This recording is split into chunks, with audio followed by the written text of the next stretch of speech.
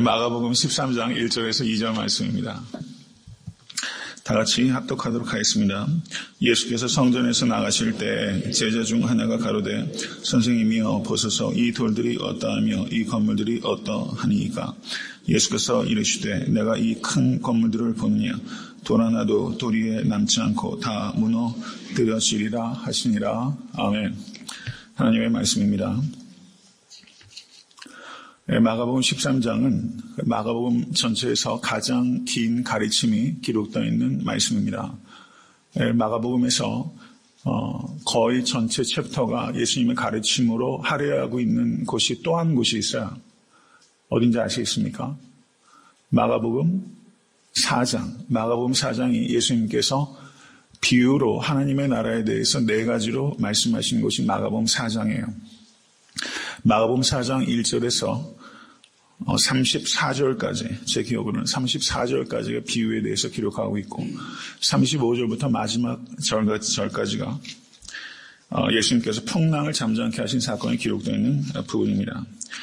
이것을 저희가 신학적으로 그 예수님의 디스코스라고 합니다. 예수님께서 가르치신 그 강론, 특별히 마가복음 13장을 올리브 디스코스라고 그렇게 저희들이 불러요.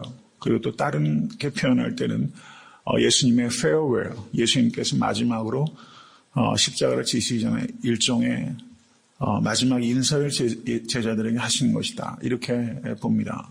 마가복음 13장의 의미를 그렇게 이해하는데요. 특별히 종말에 대한 가르침입니다. 예수님께서 하나님의 나라의 완성에 대해서 가르치신 말씀이에요.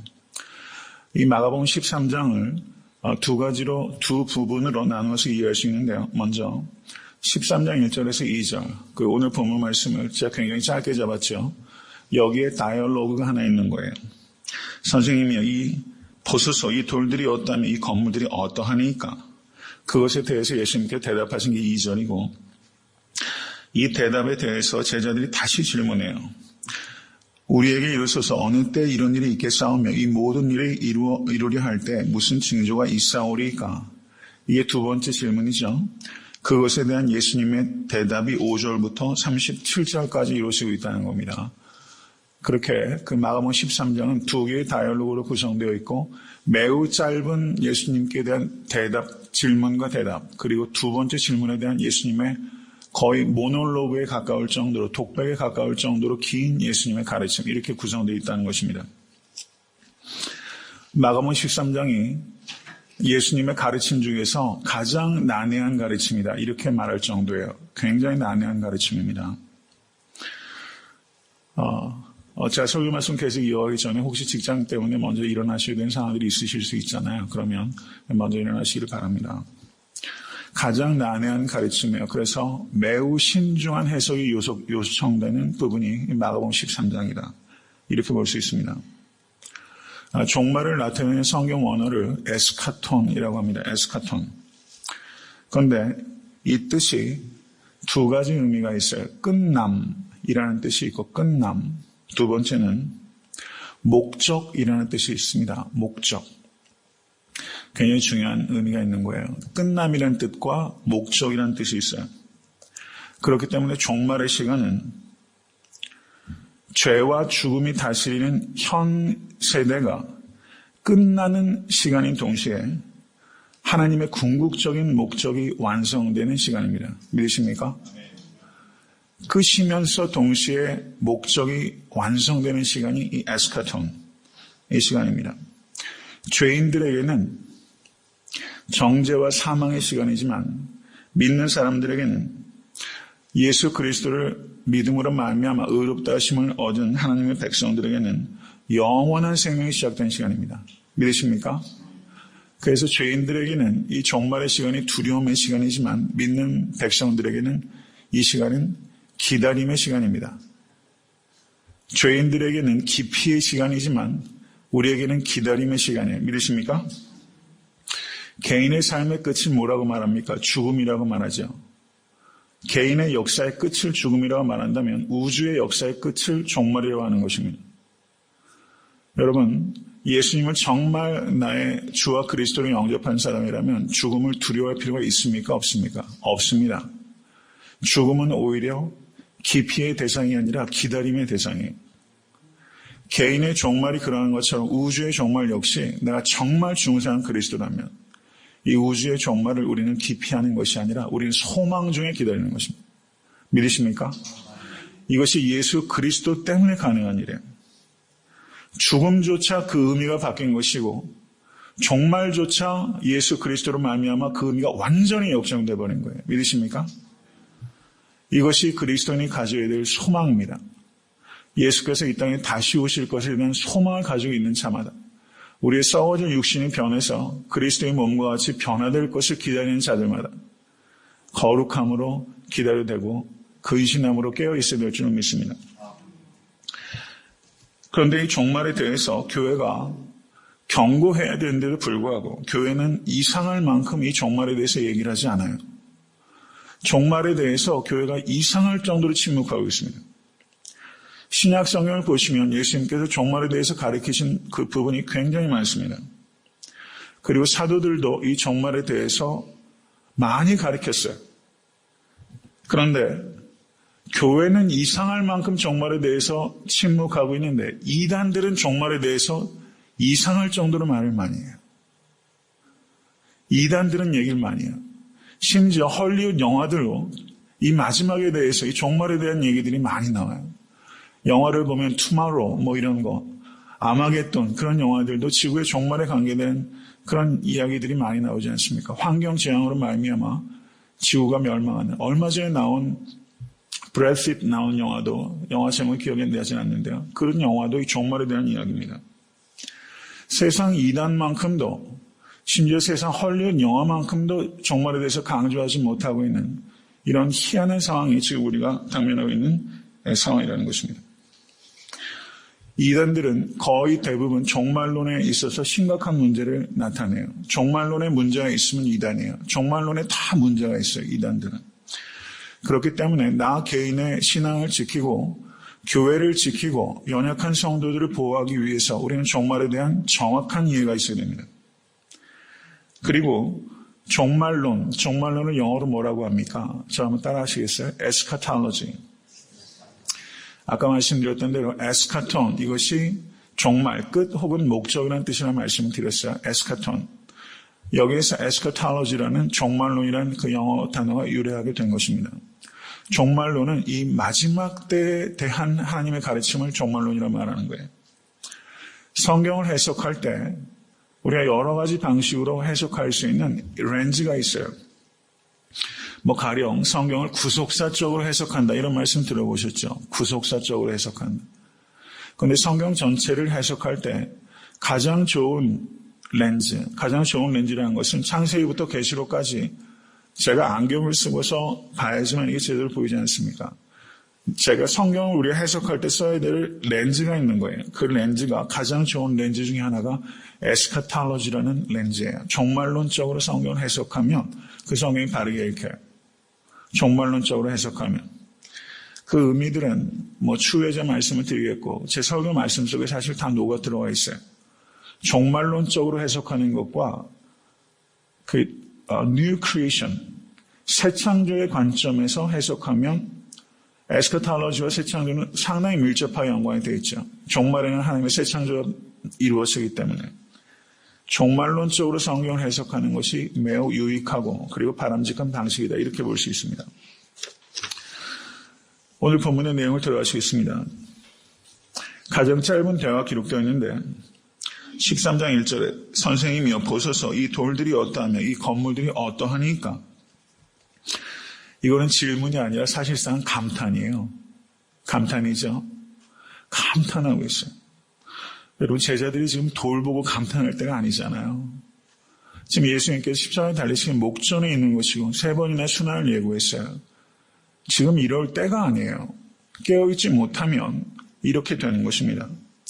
그런데 제자들이 지금 감탄했던 예루살렘 성전이 주전 19년에서 20년에 지어지기 시작했습니다. 수십 년 동안 공사가 이루어졌어요. 요세푸스라는 역사책을 보게 되면 조세푸스가 그 한국말로도 번역이 되어 있더라고요. 조세푸스라는 역사책을 보면 성전 돌 중에서 제일 큰 돌의 크기가 길이가 12m, 높이가 3.65m, 너비가 5.5m 되는 돌도 있었대요. 성전돌. 이게 조세푸스에 기록되어 있는 성전돌 중에 제일 큰 돌이에요. 이 돌 보고 지금 감탄하는 거예요. 이 돌을 보십시오. 이 엄청난 돌을 보십시오. 제자들이 그렇게 말하고 있는 것입니다. 오늘 본문의 말씀을 우리 기초적으로 이해하기 위해서는 예루살렘 성전의 그 역사에 대해서 이해할 필요가 있습니다. 예루살렘 성전이 제일 처음에 지어진 것이 누구에 의해서 지어졌습니까? 솔로몬에 의해서 몇 년 동안 지어졌죠? 7년 조금 넘게 지어졌어요. 이때가 약 주전 959년에 지어진 것입니다. 이 솔로몬 성전을 제1성전이라고 불러요. 제1성전.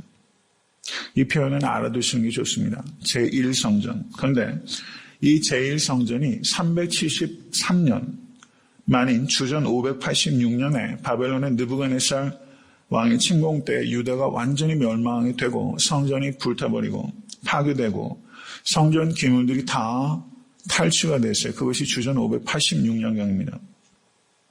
그 뒤에 잘 아시는 대로 페르시아의 왕 고레스 칙령에 의해서 이스라엘 백성들이 다시 예루살렘으로 많은 사람들이 귀환을 하게 됩니다. 그것이 주전 538년이에요. 그리고 조서를 내렸고 성전 기물들을 다시 다 반환했어요. 그리고 국고에서 보조를 해줘서 예루살렘 성전을 다시 재건할 수 있도록 이 고레스 왕이 도와줬습니다.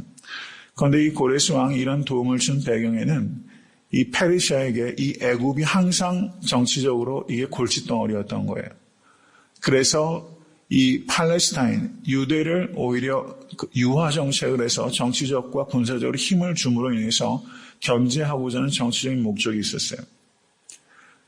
이것은 여기까지 보는 것은 필요한 일이지만 이것은 세속 역사들의 그냥 세상 히스토리안들만 보는 관점이고 신앙적으로 보면 하나님께서 고레스의 마음을 감동하신 것입니다. 믿으십니까? 역사는 사람의 손으로 움직이는 것 같지만 그 역사의 이면에는 하나님께서 움직이고 계시다는 것을 믿으실 수 있기를 바랍니다. 이사야서 42장 28절을 보시면 고레스에 대하여는 이르기를 그는 나의 목자라 나의 모든 기쁨을 성취하리라 하며 예루살렘에 대하여는 이르기를 중건되리라 하며 성전에 대하여는 이르기를 내 기초가 세움이 되리라 하는 자니라. 하나님의 말씀의 성취로 다시 두 번째 성전이 건축이 되게 됩니다. 이 성전은 스룹바벨 성전, 다른 말로 제2성전이라고 말합니다. Second Temple이라는 말을 써요. 이 말은 여러분 좀 알아두셔야 돼요. Second Temple이라고 말합니다. 이 Second Temple이 사마리아인들의 방해가 있어서 중단이 됩니다. 그럼 방해가 돼서 어떤 거룩한 역사가 중단이 되면 그 다음에는 어떤 일이 발생하냐면 스스로 동력을 잃어버려요. 처음에는 방해 때문에 안 되는데 그 다음에는 스스로 의욕을 잃어버려요. 그래서 제2성전이 지어지다가 중간에 중단돼 버리고 그것이 무려 16년 동안이나 공사가 중단돼 버렸어요. 그러면 여러분 다시 할 수 있겠습니까? 없겠습니까? 굉장히 어려운 거죠. 무려 16년 동안이나 공사가 완전히 중단돼 버렸어요. 그런데 다시 재개된 것이 주전 521년이고 5년 동안 성전이 더 건축이 되어서 다시 세워진 것이 516년, 주전 516년. 이것이 세컨드 템플입니다. 그리고 오늘 제자들이 보고 있는 이 성전을 헤롯 성전이라고 말해요. 그러면 이 성전이 제3성전 이렇게 되겠죠. 그런데 제3성전이라고 부르지 않아요. 제3성전을 부르지 않습니다. 이 성전은 스룹바벨 성전, 제2성전을 확장하고 보수한 것입니다. 그렇기 때문에 이 성전을 제3성전이라고 부르지 않습니다. 그러면 헤롯이 왜 제3성전, 그 제2성전을 확장하고 보수했는가? 여기에는 종교적인 배경이 있습니다. 헤롯이 헤롯 대왕을 얘기하는 겁니다. 헤롯 더 그레이트. 예수님 아기 예수를 죽이려고 했던 이 헤롯이 성전을 짓기 시작했어요. 그리고 지금 이 당시엔 헤롯은 죽어서 헤롯의 아들들이 분봉왕으로 나라를 쪼개서 다스리고 있던 그런 상황이에요. 그럼 헤롯이 왜 예루살렘 성전을 확장하고 보수하는가? 거기에는 정치적인 배경이 있습니다. 헤롯이 혼혈인이에요. half Jewish, half 이두메안이에요. 그러면 여러분 유대 백성들이 헤롯을 따랐겠습니까? 안 따랐겠습니까? 안 따랐어요. 그런데 헤롯이 어떻게 왕노릇을 했느냐? 로마가 뒤에 있었기 때문이에요. 로마와 정치적 군사적으로 매우 유착 관계에 있었습니다. 중간에 관계가 틀어졌어요. 그런데 헤롯이 그 힘을 가지고 왕노릇을 하고 있었기 때문에 예루살렘 성전을 확장 보수하면 유대인의 환심을 살 수 있다고 생각하는 거예요. 정치적으로 접근한 겁니다. 그래서 주전 19년에서 20년에 지금 지어지기 시작해서 지금도 지어지고 있는 거예요. 무려 46년 동안 지금 지어졌는데 예수님께서 부활 승천하신 후에도 성전이 계속 지어져서 주후 63년에 완성이 됐어요. 그러면 몇 년 걸렸습니까? 80년이 좀 넘게 걸린 거예요. 성전 확장 보수에 80년이 넘게 걸렸어요. 그런데 지금 이 성전을 보고서 제자들이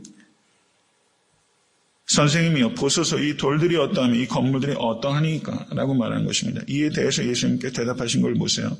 내가 이 큰 건물들을 보느냐 돌 하나도 돌이 남지 않고 다 무너뜨려지리라.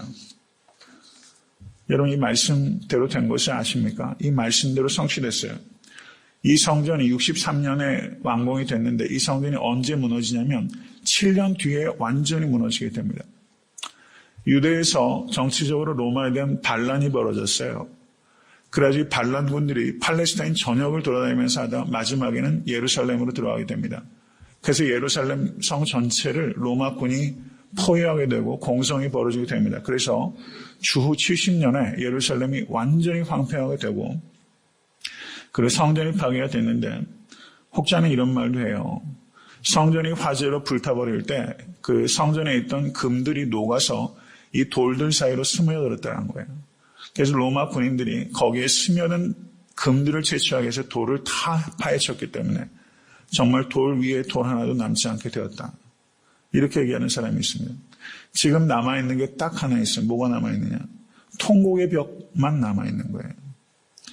로마에 의해서 완전히 파괴되고 남은 것이 통곡의 벽입니다. 그래서 지금 유대인들은 제3성전을 기다리고 있는 거예요. 유대인들의 그 스피릿 안에는 제3성전을 지금 기다리고 있는 것입니다. 예수 그리스도의 부활하신 몸이 성전이라는 것을 깨닫지 못하는 것입니다. 이와 같은 역사가 지금 배경에 있다는 것을 우리는 보게 됩니다. 예수님께서 내가 이 큰 건물들을 보느냐 돌 하나도 돌이 남지 않고 다 무너뜨려지리라 이 말씀을 하셨는데 마가복음 14장 58절을 보면 예수님께서 재판당하실 때 우리가 그의 말을 들으니 손으로 지은 이 성전을 내가 헐고 손으로 짓지 아니한 다른 성전을 사흘에 지으리라 하더라. 지금 예수님께서 제자들에게 하신 말씀 13장 2절의 말씀은 매우 위험한 발언을 하신 거예요. 그렇죠. 유대인들은 예루살렘 성전이 유대인들에게는 정신적인 고향입니다. 유대인들의 프라이드, 지금 피지배 민족으로서 그래도 예루살렘 성전이 있기 때문에 그들의 정체성을 지킬 수 있고 프라이드를 지킬 수 있고 정치, 경제, 문화 이 모든 것들의 중심지입니다. 그런데 예수님께서 돌 위에 돌 하나도 남지 않고 다 무너뜨려지리라. 이 말씀을 한 것은 이 말씀은 인기를 얻는 말이겠습니까? 아니겠습니까? 이거는 인기 발언이 아니에요. 예수님은 인기에 영합하신 적이 없고 항상 진리의 말씀을 증거하셨어요. 그리고 이 말씀 때문에 법정에서 문제가 된 것입니다. 말씀을 맺습니다. 예수님께서는 항상 진리를 증거하시는데 용기 있던 분이십니다. 그리고 이와 같은 가르침이 다시 계기가 돼서 제자들이 어느 때 이런 일이 있겠사오며 이 모든 일이 이르려 할 때 무슨 징조가 있사오리까? 라는 제자들의 또 다른 질문을 촉발하게 됐고 그것에 대한 대답이 종말론에 대한 13장 5절 이하의 이 말씀입니다. 이 말씀, 종말론에 대한 귀한 말씀, 이 말씀 다음 주에 계속해서 설교하도록 하겠습니다.